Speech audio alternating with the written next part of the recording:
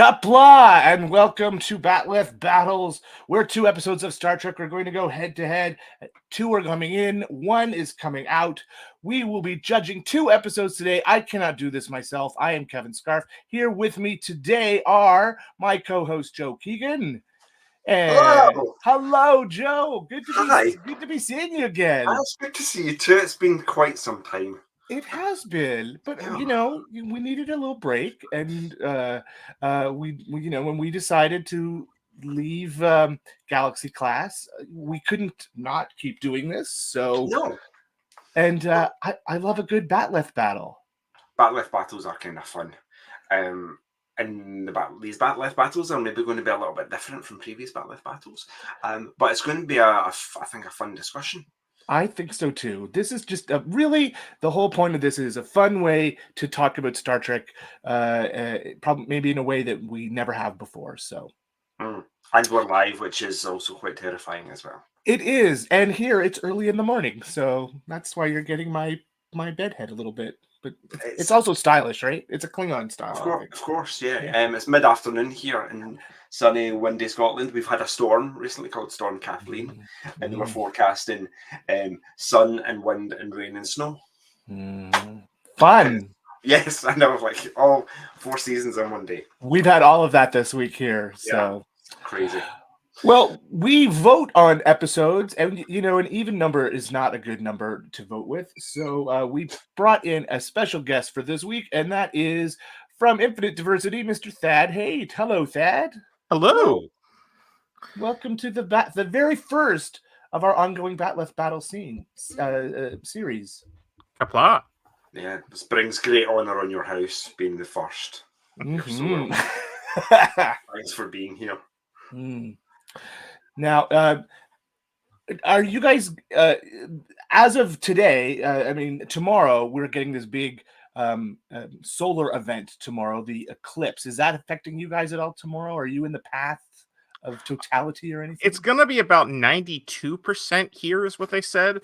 I'm actually off work tomorrow, so I'm still debating whether I want to drive the 4 hours or probably 5 or 6 hours it'll end up being because of all the other people doing it to see the totality tomorrow, or whether I don't care enough. I am driving to see the totality tomorrow. Nice. How far is it for you? It's only about it's about 2 hours. If I was to go to Niagara Falls, but the city of Niagara Falls has already declared a state of emergency because they're expecting thousands of people to show up. Right. So they're preemptively giving the city workers the power to tow cars. Wow. Yeah, 2 hours, I definitely would do it. It's the fact that it's 4 hours there plus 4 hours back plus God knows how much traffic increases all of that. Mm-hmm. So I'm still on the fence. I think it depends on whether or not it's going to be cloudy tomorrow, which at the moment it looks like it is. Yeah, it's a beautiful sunny day here today, and tomorrow it's supposed to be very cloudy. Yeah. Well, I'm just glad I'm far away from all the mass suicides and crazy folk running about biting the heads off chickens and, I don't know, worshipping Satan or whatever you guys are going to be doing. Dogs and cats living together. Yeah. Yeah, I know, all sorts of nonsense. Somebody posted a meme on my Facebook that said all the religious people who are freaking out about the event tomorrow, should they be called Eclipsipalians? That's clever. I like that. Yeah, that's cool. I'm glad I live in Scotland. We don't have this on here, so no.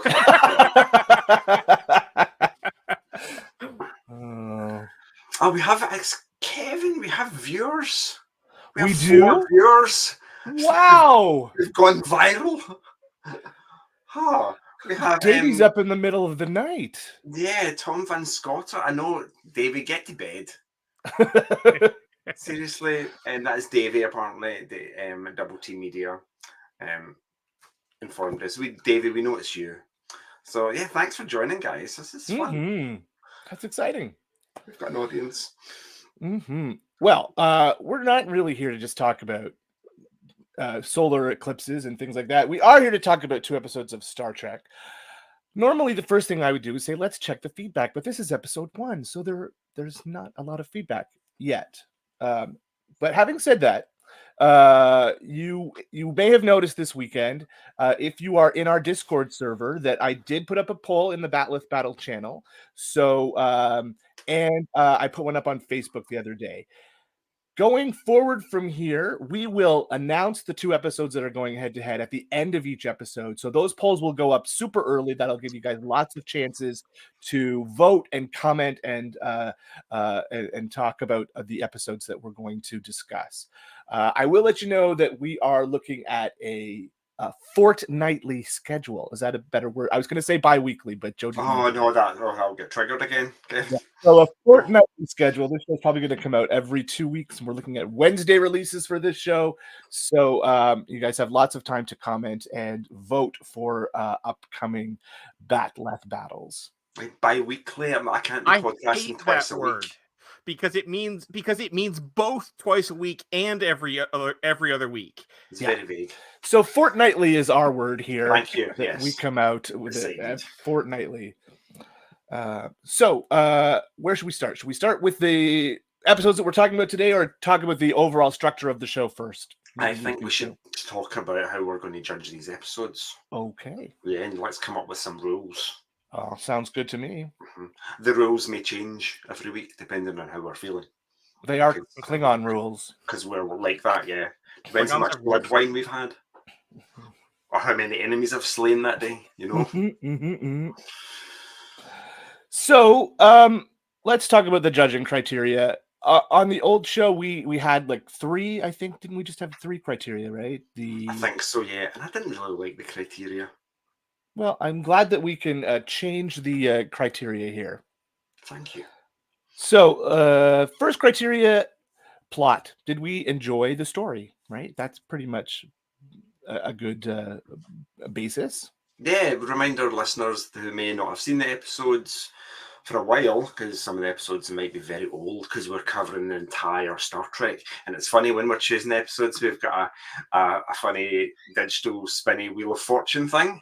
Mm-hmm. But there's like an infinite number of segments on it. It's so cramped with over 900 episodes. So it's fun to spin. And I think linked to the plot is rewatchability. Agreed. Do you want to go? Would you be happy to go and watch it again, or would you be thankful never to have it on your television again? Right. Those are linked very, very closely. The next is characters. What characters are featured? Because we're dealing with 12 different Star Trek series here now, and everyone has different characters, and every series focuses on different characters every episode. So I think that'll be fun, that we can have good discussions about specific characters and how they are portrayed in the show, and whether certain characters have off weeks and don't have much to do. Like in maybe some of these episodes. Agreed. Yeah. Agreed. And the other one, I think that's the one that I had the biggest problem with originally, but we're going to keep it in. The importance to canon. Because some great episodes might not be important to canon at all, but it's still That's a great true. episode. So I think we'll keep it in, but we treat it Don't give it as much weight. possibly, yeah, that's what I'm thinking. One of the new categories that I came up with is Trekkiness. How much does this episode feel like an episode of Star Trek?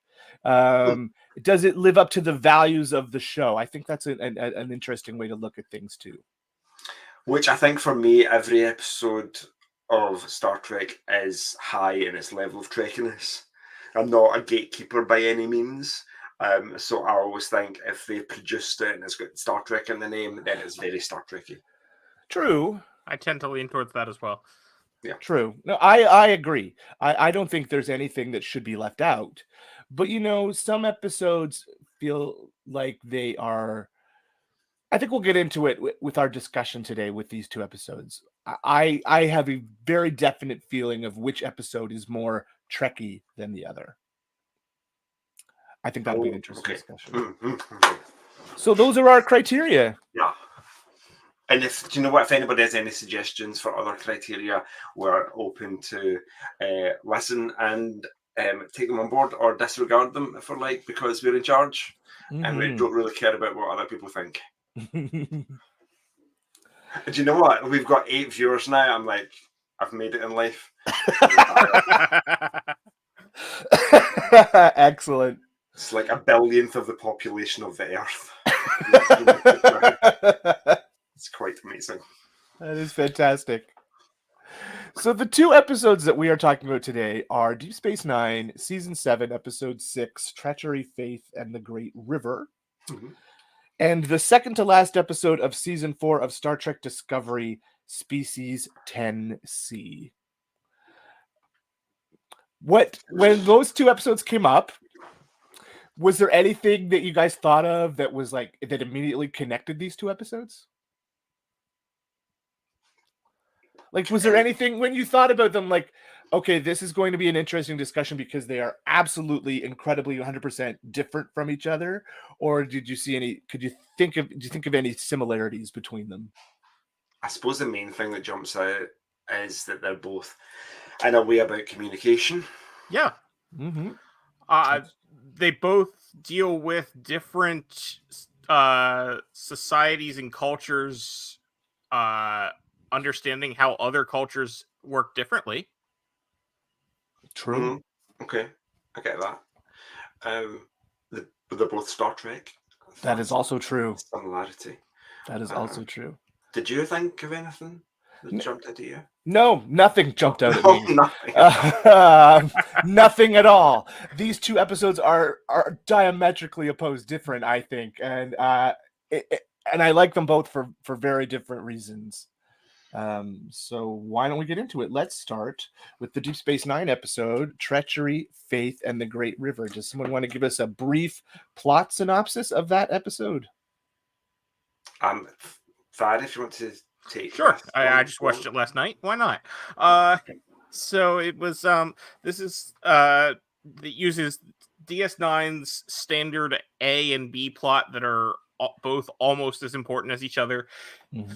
So the A plot is that one of the Wayun clones has compassion that it shouldn't have, or he shouldn't have, I should say, and he's trying to defect to the Federation and is sends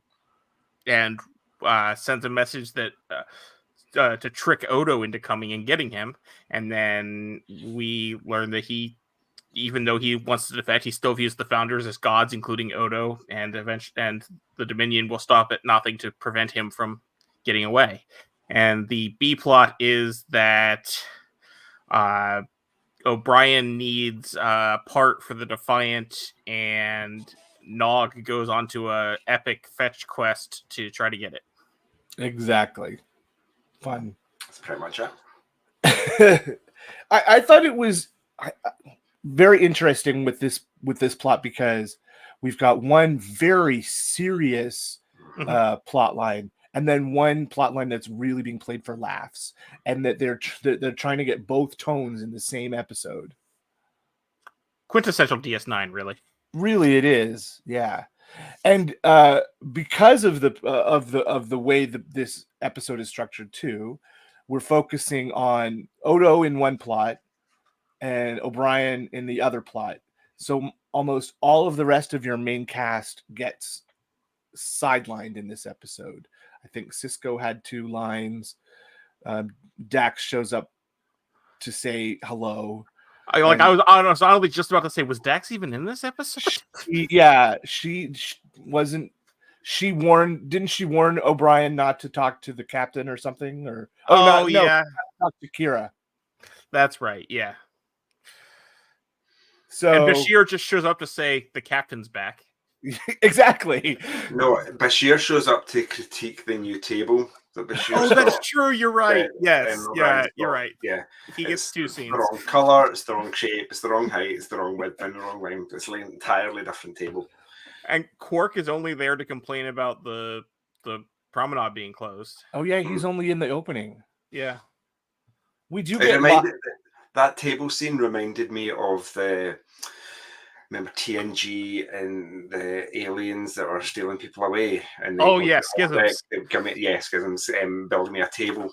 It's like some big wooden log. Then they'll make it a different table, and it's a dentist chair. Just like how many random variations of table is there? And I wouldn't necessarily call what they ended up with a table, but that's just me. No, it was like a wallpaper pasting board. There weren't really any guest stars in this episode, right? There were our Jeffrey sort Combs. of our. Well, I'm talking about, but he's one of our regular recurring. Sure. We And he's had done it twice. Oh yeah, he got to do Mm. double duty. Yeah, Talking to himself Nothing on new a for view him. screen. No. So we had Jeffrey Combs. We had Gold. Casey Biggs. Who's that? Casey Biggs. Oh yeah, Casey Biggs. Yeah. I couldn't think of his Damar. name. Damar. Yeah. We We had had Vinny Rom. Hertzler. We had Nog. We had the female founder. So Salome Jens. yeah, Mhm. so we had a lot of our recurring characters, and none that and Martok too. So like that's a lot of characters that we've seen before that are all getting like one or two lines. Mhm. Yeah.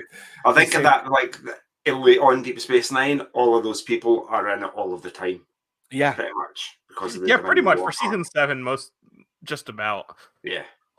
So there's nobody new that's in this really. And we're very familiar with all of them, I would say. I really quite enjoyed this episode a lot. I thought it was I especially the Nog and O'Brien half. I thought that was really fun because I like some silliness in my Star Trek too, and that was some nice like that said fetch quest silliness. Mm-hmm. And just watching O'Brien get more and more frustrated about it was pretty great. Yes, I'm sure that's a sackable offence giving somebody your authorization code, isn't it? If you yeah. did that in any other job, like nowadays, you'd be Yeah, I'd get disciplined. fired. HR would be chapping down your door. But if he hadn't given Nog his authorization code, would he have gotten the parts he needed? Yeah, but also, like, does Starfleet not use two-factor authentication? That's wild. They hadn't invented that in the 90s when the show was filmed.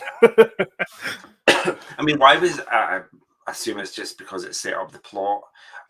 Why was Cisco being such an idiot? If it's going to take 3 weeks to get a part for the Defiant, it's going to take 3 weeks.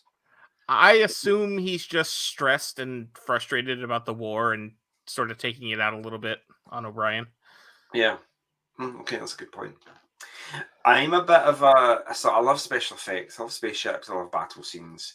So the two things that jumped out, the chase and the runabout and all the Dominion ships chasing them, and then them hiding in the Kuiper Belt full of chunks of ice. I thought it looked really cool. Visually, it looked quite nice. And I liked it. It was a bit different, but the massage scene. Oh, at the very top of the show. I thought, thought that was funny. Just Odo with his giant massage hands, and I'm massaging Kira's whole back. That was quite cool. Yeah, those the ice and the ships and everything that holds up really well for 25-year-old computer graphics.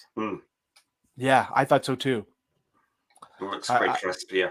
Although my main problem with asteroid belts as portrayed in sci-fi, if you're in the asteroid belt and you look around, you don't see anything. You don't see big chunks of rock flying around because they're separated by, they could be meters across, but they're separated by hundreds of miles. Well, maybe this particular asteroid belt is a lot denser. Okay, sure. I'll buy that.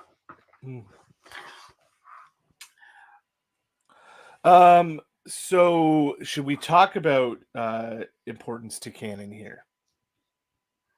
I think it's a difficult one. I think both of these episodes that we're talking about, they're in the middle of a season-long story arc. True. So it's really difficult to kind of remove them from that story arc just to judge them individually without relying on what's happened before or what happens after, I think. I will say, I don't think, while we get some interesting background information on, say, the Vorta and the Dominion, I don't think, and almost nothing happens in this episode that is necessary for the rest of the story. Yes. The one thing that is introduced in this episode that will be important, but could have just as easily been introduced anywhere else, is that we learn about the disease affecting the founders in this episode. Oh yeah, that's true. This is the first time we've seen it, right? So in that sense, I was thinking about at the end of the episode, what has changed for us? The part that the Defiant needed a what is that, a gravity stabilizer? Yeah. Mhm. Didn't really matter to the arc of Deep Space Nine. It didn't No. change anything. Everything kind of reset back to the way it was at the beginning of the episode. So Thad, you're right in that we learned some things with some good dialogue between Weyland and Odo, and Weyland, what was he on? Weyland 7 and Damar, the Mhm. female changeling, getting details of the disease. Apart from that, there's nothing. Yeah. That I can think of. That's we the sort learned- of thing you could afford to do when you had 26 episodes in a season. Yeah. True.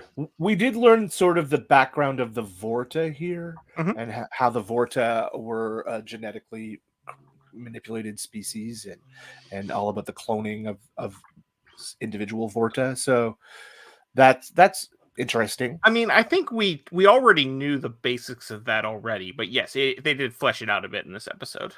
Yeah, they were forest dwellers and Mhm. ate nuts and berries until an injured foundling wandered into the forest and was helped by the Vorta. So,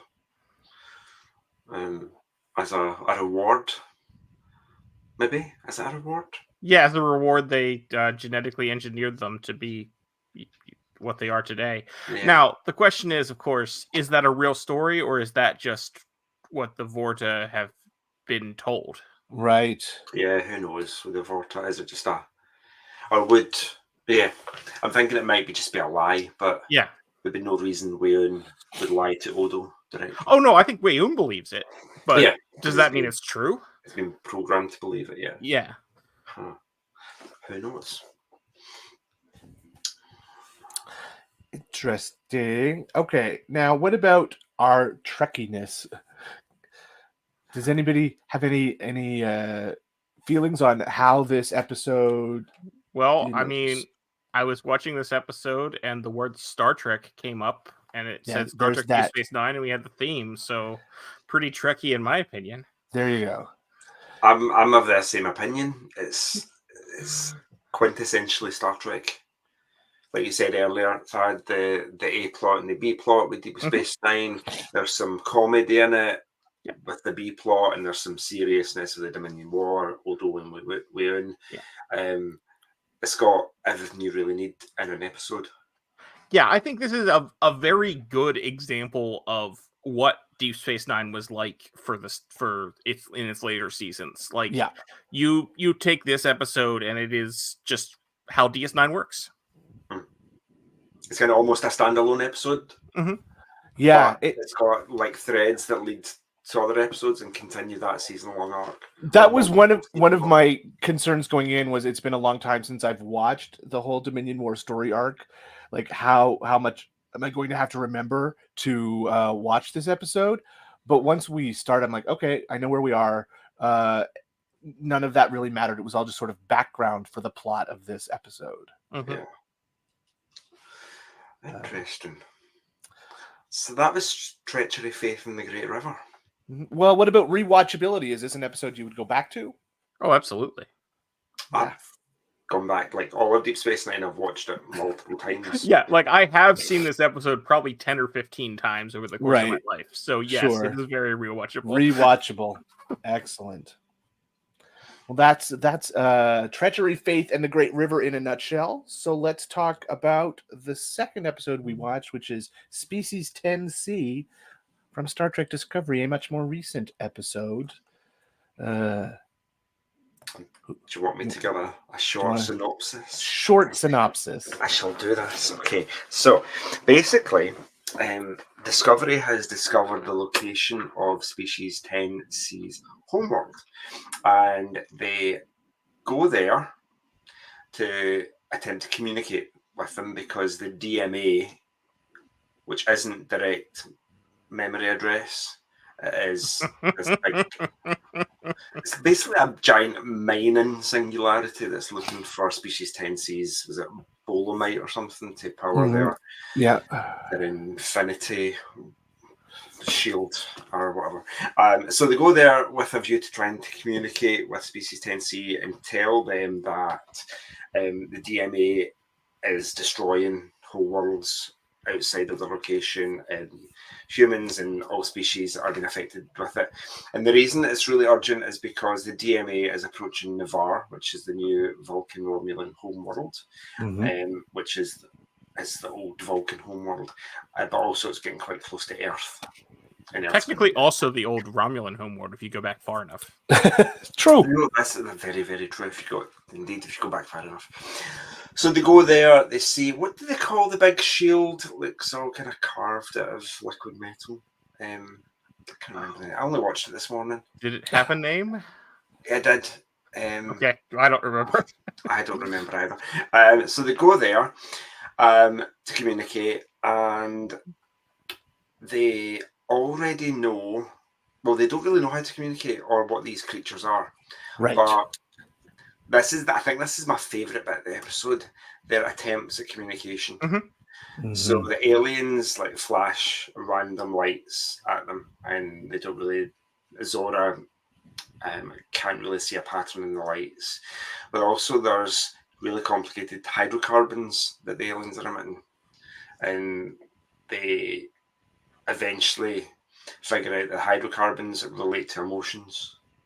Yeah, they had known that by the time we got here. They had discovered that. They figured that out in the previous episode, Rosetta. Yeah. And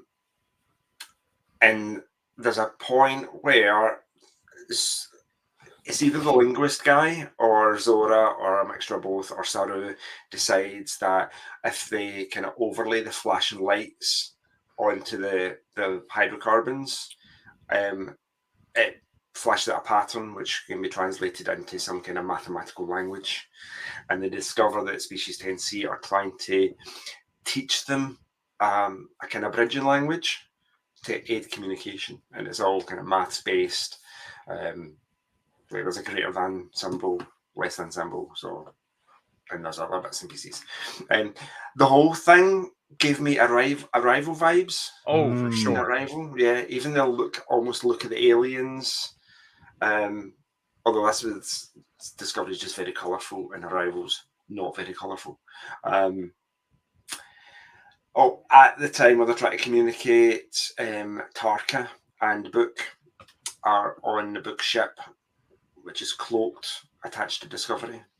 And Tarka is intent on destroying the aliens and trying to get back to his alternate reality where he comes from, because he's lost his family here, and wants to get back to wherever he wants to go to find them. So they're intent on doing that. Tarka is just insane, and Book realizes that he's insane, but Book and Jet Reno get captured and put in a holding cell by Tarka, and it's a bit convoluted, isn't it? The Species 10C are kind of confused. They don't see people as individuals. They just see us as like others outside, and we're like just one kind of group, a bit like they are. And what else? There's a lot. The Earth General woman is kind of helping Tarka. Yes. On board Discovery, and allows Tarka to escape. And we get better at communicating with Species 10C. And I started watching the beginning of the next episode, so stop me if I go too far. We eventually get the point across that the DMA is damaging. Yes. The end of the episode is Reno has gotten a message through to the Discovery saying that you've got to stop us, whatever happens. Like, you've got to blow up Book ship because it's leading the sort of it's gonna create this problem that's gonna destroy everything. So that's kind of the episode. There's a lot, like most Discovery. It's quite. Is it quite convoluted? Or not? It is, because like what happens. And because most Discovery episodes are part of these big sweeping story arcs too. Sometimes it's hard to take one out of context. But Very. I wasn't too bad with this one. Maybe because I had watched this much more recently than I had watched the Deep Space Nine episode. But I'm like, okay, I know where we're at here with this episode. So Yeah, I literally just rewatched this season a couple weeks ago for the Infinite Diversity recap, so it was right, easy for me at least. for sure. Well, so we've gone through the plot. Characters. Which characters do you think, Sean, here? Surprise as much as Discovery is Michael Burnham's show, I like how she sort of spread the wealth here, and Mhm. we got to see her acting as a great captain and getting input from all of her crew. Um, Yeah, it was cool when she had like the whole all the bridge officers come down to like give input and yeah, figure out the she's like, problem. because the five of them were like, okay, we don't have any more ideas. Okay, well, let's just get some more people in here. They'll have different ideas. I thought that was really smart. Mhm. So we got a little Awosakan, we got a little Detmer, we got a little Reese. So that was nice. And Nilsson. So Thank that you. was nice to see them. I love And Jet Reno. I love her. Always. Well, just like chewing on licorice sitting in her prison cell. Oh, so fun. I ended up really liking the scene between Michael and Saru. The yell. Yes. Oh, 'cause I did eye roll at the beginning because I was like, oh, Michael's just got the moistest eyes in the entire universe. I think she just always looks like she's about like on the edge of breaking down in tears. And I think it's a bit much sometimes in Discovery. Like they are also, I mean, if it was me, I just cry all the time if I was in these situations. I'd just be wandering around my tricorder going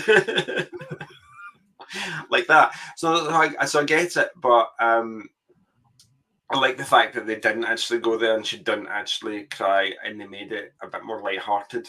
Yeah. And Sarah had this really good idea, which I got. Like I've done that recently and just like screamed at the universe, just to deal with stuff. So yeah, no, I totally got that, and I kind of figured that was just a really cathartic moment. Just let out your frustrations in a massive yell.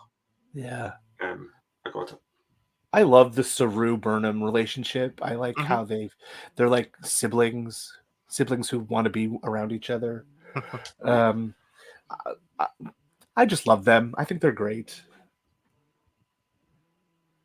You're right, but there's a huge height difference. What Saru's like 7 feet tall, and Michael's 4'3". Yeah, it's fun. It's a fun She's taller visual. than 4'3", but yes. No, I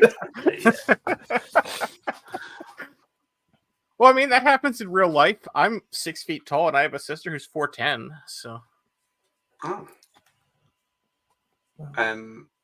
Cool. Do you get on as well as Michael and Saru with your sister? well, we haven't screamed at each other in a while, so yeah, sure. Okay. Excellent. All right, so let's talk about importance to canon. So, like we said, this Discovery takes place in these big sweeping arcs. So, Yeah, there's a lot. Like this episode, because we're getting to the end of the season, they're like building and building and building. So this has a ton of important information and stuff that is required to finish this season arc. So yeah, it's very important. Yeah. Can I just say how beautiful I thought this episode looked? Those scenes of the five of them standing where they were sort of in silhouette to the energy coming from the 10C. I just thought that was gorgeous. Some of the best looking Star Trek images I've seen on my television. Yeah, you're right. I thought the whole bit where they're trying to communicate is just gorgeous. I love that. I like communication anyway, but that attempt, what am I trying to say? The need for communication here is really important. And they're using science Yeah. to kind of help them communicate is it's not what I'm doing very well at the moment. But you get my point. I think that it's really well done. That whole bit. Gorgeous. Anything else people want to say about any of the topics we've covered so far here? Characters or importance? I think a bit like Treachery, Faith in the Great River, Species 10C has a lot of characters in it, but we see them all throughout the entire season. Right. Do you know what I mean? We've got all the bridge crew. We've got what's her name? The Vulcan. Tarina. Yeah, we've got the Earth General. Ndoye. Ndoye, thank you. And the president. What's the president's name? Rillick. Rillick, thank you, Thad, keeping us right. We've got the usual guys, and we've got Tarka and Book and Jet Reno, and the rest of the crew. So we have Dr. Harai, the linguist. Yeah. Oh, yes, we do. Also, I thought Zora's character was fleshed out a little more here too. Like, she had just sort of very recently become a character, right? She'd gone from being just the ship's computer to being a character in her own right. And I liked her sort of anxiety. I liked that she didn't know everything that was going on, and she had to track down what the issues were. I thought that plot line with Stamets and Zora and Culber and Zora were really interesting. Yeah, she knows something's wrong, but she can't quite put her finger on it, and she needs some therapy to get through it. Yeah, and they were playing that. Was it a Trill game to sort of get her mind off of things while they were? Yeah. Huh. Yeah. No, lots of characters. We've seen them all before, and like Zora, I think Zora's the one that's most fleshed out in this episode. You get to know more about her than the rest of them. Ironic, since she's the one with no flesh. Yes. True. So true. So this is the episode that made me want to put Trekkiness onto it, because this is an episode about trying to avoid a violent confrontation and striving to do your best to communicate with someone that you don't even know if they can communicate. And I thought that feels like a very Star Trek value to me, that this episode is all about trying to avoid a conflict. This one episode was super high in Trekkiness for me. Yeah. It's about, I won't remember off the top of my head, but it's about exploring new worlds and meeting new civilizations and communicating with new people. Exactly. And the whole episode embodies that. I agree again, and that was, and that's why, like, making the criteria and putting this episode together with these two episodes. That's why I was like, I need a category that lets me talk about the themes and values of the episode. And in this case, I just think this feels like quintessential Star Trek to me. You're absolutely right. Yes, I agree. Every now and then I have a good idea. When's the next one? Oh, 2027. There you go. Oh. All right. So, anything else? I feel the need for a wee. I feel the need for a wee sound effect. Sorry. Continue, please. Is there anything else we want to say about this episode before we move on to the voting? I think I'm good. Yeah, me too. Yeah, I'm good. Cool. So, when we put these two episodes together, we need to only one can move forward. So, who has anything to say? How should we do this? Do we just go for the vote, or do we need to talk? Before you vote, you have to say like why your vote. What's your justification? Okay. Yeah. All right. Well, then I'll go first. Okay. I do, or should we go to the? Let's do this first. Let's go to the the voting that our listeners have done. Which doesn't matter in the slightest. Doesn't matter in the slightest. Yes. All that's important is the three of us. You Yeah, hear that, that's- listeners? They don't care about you. No, No. we do. We care very deeply. I wouldn't care if you all froze to death on Rura Penthi. In Discord yesterday, we had 11 votes total, and it was very close. 6 for treachery and 5 for 10C.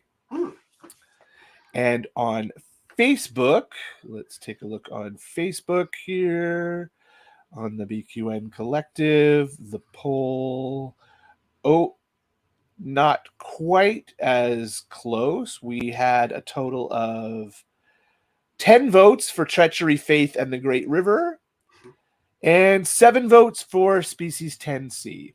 So we had 17 votes there, and so it was pretty close, on both polls. But the Deep Space Nine episode has won out. Interesting. Okay.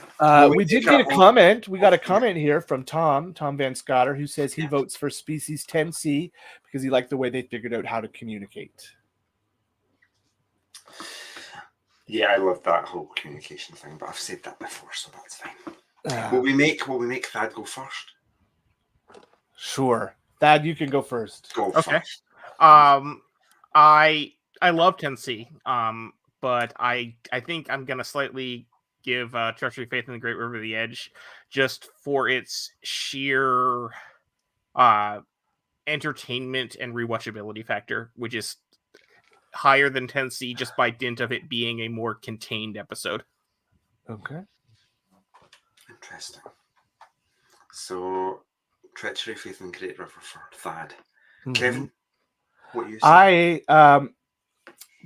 Like I said, with the whole issue of the values of the episode and the communication, the striving to reach strange new worlds and meet new civilizations, I gotta go with Species 10C. I liked. It just feels like Star Trek.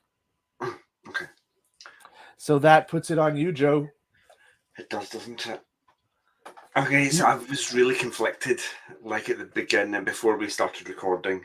Love both those episodes. I love next to Next Generation. I love Deep Space Nine. I get such a feeling of family when I watch it. I don't feel the same about Discovery. Okay. I don't feel, and I suppose it's because I watched TNG and Deep Space Nine during my formative years, and it's been with me for decades now. So I feel like I know the characters really well. Sure. And I don't know Discovery all that well. Species 10C, that communication thing, embodies everything that Star Trek's about. Yeah. There is no, apart from Jet Reno with our hot and sour soup and our licorice, there is no lightheartedness to the Species 10C episode. Whereas Treachery, Faith, and the Great River does. The whole B plot is lighthearted and fun. So yeah, purely, I'm going to go with Tom Van Scotter purely for that attempts at communication and how, and I'm sure they've done that kind of thing before in other sci-fi movies and TV shows. Oh, sure. Like it's a bit of a learn how to communicate with aliens trope that exists. But I think at Discovery, they really nailed it, and it is just beautifully done. So my vote is going to Species 10C, Discovery. There we go. Yeah. Like I said, it was close, so I hope the listeners who voted for the Deep Space Nine episode don't come after us with their batleths. But the second to last episode of season 4 of Star Trek Discovery is moving on to the next round, which we will get to sometime in the year 2346, probably. Yes. And if the listeners decide to come at us with batleths, we will unleash our war troubles on them. All right, but now that means it is time to see what our next 2 episodes will be. We ready for this? I'm excited for this. Okay, so here we go. Are you Here we are you, go. are you doing it? I'm doing it. I'm going to share my screen right now. Okay. There is our spinner. Can you all see my spinner with hundreds and Lord. hundreds of episodes here? I Spin know. the wheel of Here we go. fortune, Kevin. Episode 1 will be.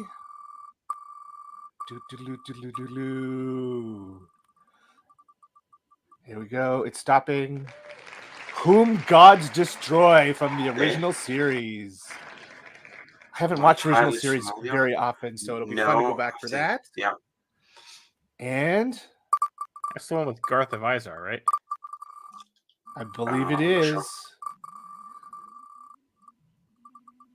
And another Discovery episode. Such Sweet Oh, okay. Sorrow. Not familiar with that one either. I don't know the Discovery That's episode names. season 2, I believe. Okay. So Whom God Destroys, so, TOS up there we against go. Discovery's Such Sweet Sorrow. Interesting. Okay. Here we go. I shall rewatch them. All right.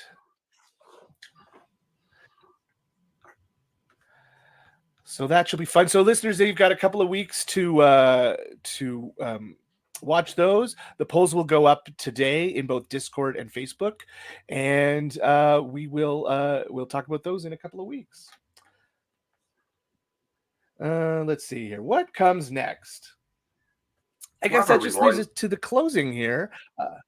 Yeah, well, we're coming up to the end here, so that's fine. Our episodes don't have to be as long as Thad and Chrissy's.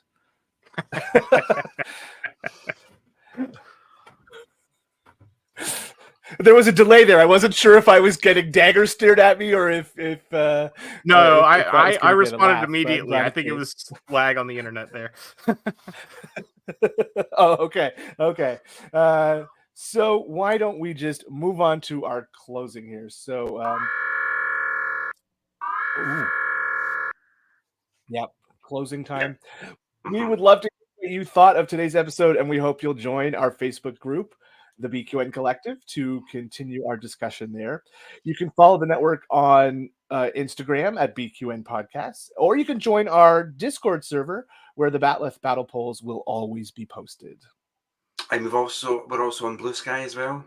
Are on Blue Sky as well. I've got to figure out which social medias we're on so that I can update. I don't really do social media anymore. I find myself just like doom scrolling through Facebook. I hear you. Put my phone down. Yeah. So, Thad, where can people find you when you're not trying to navigate the great river of commercialism? Unfortunately, that's something we all have to navigate every day. But you can hear me on Infinite Diversity, where my co-host Chrissy and I talk with a guest every week. There's a new episode of Star Trek. We'll be recording our 2 episodes on the new episodes of Discovery in just a little bit today, and they should be out later this week. You can also find me on all of the social networks at this point. It's so exhausting. I am at Tyrannicus. That's TYRANICUS. You can find me in most places that you would search for a username.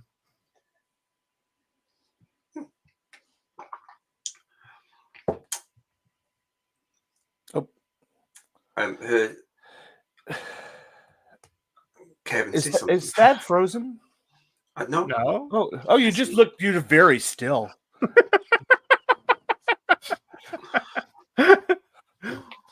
Have you got the outline up? Because you've got the next line in the script, buddy. Oh, I'm sorry. No, I never opened the outline. Oh, never. Basically, you're just asking where people can find me, and you can find me. Oh, yeah. I'm sorry. Yeah. Amateurs. Yeah. Yes, Kevin. Where can people find you when you're not releasing sense to make people understand how you feel? Oh, you stood behind me, have you? Well, when I'm not making those delicious smells, you can find me in the BQN Collective on Facebook. You can find me on a show I do with my local friends, True North Nerds. We're still doing that after years and years of podcasting because we're having a good time. Our most recent episode was about the Ghostbusters and the X-Men, so that was fun. And Joe, where can people find you when, like Wayun, you're trying to eat pizza with chopsticks? Yeah, we didn't mention that. Pizza chopsticks. That did look like a tasty bit of pepperoni, to be It honest. did. It did indeed. I want to change my vote now. I like pepperoni pizza. Damn it. When I'm not eating pizza with chopsticks, you can. Where can you find me? BQN Collective. Get me on Facebook. In your back garden. In my back garden, tidied up the back garden after winter. It looks much nicer. You can get Instagram. You find pictures of my cakes. Where else? I think I've still got a Twitter. Do I? I don't know. Who knows? Find me. Come to Scotland. That's the best place to find me. Come visit. I did. You did. You have been here. Yes, it was a lovely visit. It was. All right. I did open the outline, so I'm ready to go now. Oh, okay. Thank goodness. My outline says insert BQN promo. I don't know if I've got the BQN promo file, so let's pass on that for today. We'll get that in next week, guys. Trust me. Listen to this week's Infinite Diversity. We'll have the BQN promo there. There you go. Other shows, go listen. Yeah, there's a ton of shows on the BQN network. Infinite Diversity is great. I love that. Listen to the Trexperts quiz. Davey, I'm giving you a shout out there. Listen to What's the T-Bev with Christos. All the shows, All Good Things. Galaxy Class will be a thing, maybe. Cinema Z. Cinema Z with Mark. Yeah. So yeah, there's tons of stuff to listen to. You'll never be bored. I'm guesting on Cinema Z or Cinema Z. I refuse to say Z. Cinema Z. What movie are you watching for Cinema Z? Empire Records. Ooh, that's a good movie. Love it. So let's move on down our outline here. Take it, Thad. With all those awesome shows. If you'd like to help us keep our shows coming to you each week, you can become a patron of the network on Patreon. With a monthly Patreon subscription of $5 or more, you can join our meetings at the Hive Mind on the second Saturday of each month. And we're also doing some other stuff. You can go, if you are on Patreon, go check out our posts. They posted up a timeline of all the events we'll be doing over the next month or so. So there's fun stuff going on. Go to QN. And at this time, we want to thank our executive producers who make this all possible. Special thanks to Mark White, who created our new Batleth Battle artwork there, and Joe Keegan himself, who wrote our amazing theme song. Which you'll get to hear in a wee minute again. Mm-hmm. Thank you for joining the Batleth Battles. And until next time. That's you. Say something profound. Say something. Okay. Sorry, I don't normally have a closing message. So I'm like, kill your gods because they're too much trouble than they're worth. There you go. Of course I'm paranoid. Everyone's trying to kill me. Or what's that Thad said? To kill all the gods. Yeah. It's a Klingon thing.